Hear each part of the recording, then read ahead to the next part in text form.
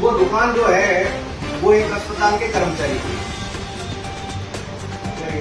सरकारी कर्मचारी, ठीक है ना। वो जीतू मार्ग नहीं, जीतू जोशी, ये वो लगा हुआ तो है, तो कंपाउंडर है मेहनत से जिसकी ड्यूटी चंडावल में है, लेकिन पिछले 20 सालों से उसको यहाँ डेपुटेशन में बीसीएमओ कार्यालय में उसको लगाया हुआ है जितेंद्र जोशी।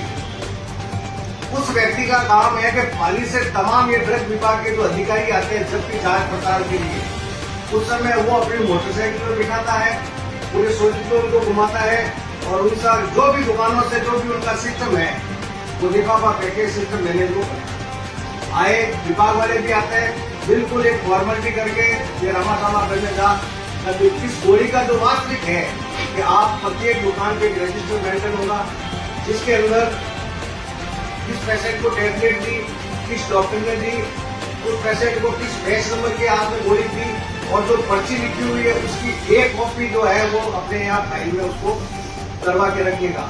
और जो भी महीने में विभाग के अधिकारी आएंगे वो उस रजिस्टर को वेरीफाई करेंगे, स्टॉक मिलान करेंगे और अपने हस्ताक्षर करके जाएंगे।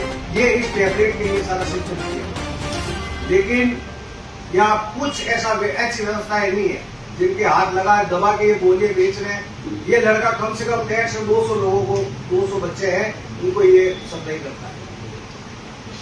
एक गोली की कीमत 250 रुपए का पत्ता लेता है, कभी 300 लेता है, कभी 500 लेता है, जैसी जैसी स्थिति होती है उस पे MRP 18 रुपए। अफीम की जगह ये सेवन कर रहे हैं, इसका ऑप्शन ये ढूंढ दिया उन्होंने। और बच्चा ले रहा साहब 4-4 गोली वन टाइम, एक टाइम की 4 गोली ले रहा। अब उस परिवार की स्थिति और उस घर की स्थिति पे आप सोच ही लो कि वो किस स्थिति में जिंदगी गुजारेगा।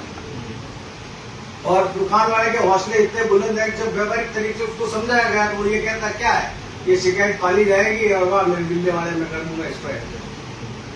अब हम ये चाह रहे हैं वो कर्मचारी सस्पेंड होना चाहिए यहाँ से, उसकी दुकान है उसका लाइसेंस निलंबित होना चाहिए, और जो लड़का इसको बेच रहा था पुलिस के माध्यम से उसकी सीढ़ियां निकाल के कि भाई वो कम से कम सोचे थे किस किस बच्चे को दे रहा था, ये जानकारी आए तो कम से कम उन बच्चों का तो भविष्य हम बचा सकते हैं या बोल सकते हैं, क्योंकि बहुत बड़ा जो है घटनाक्रम है। दुकानदार की भी सीढ़ियां निकले, हाँ, सबकी आखिर में वो कहाँ से लाता था। हमारे पास फुटेज है, क्यों है, बिना ऑथेंटिक आप ऑपरेशन नहीं करते।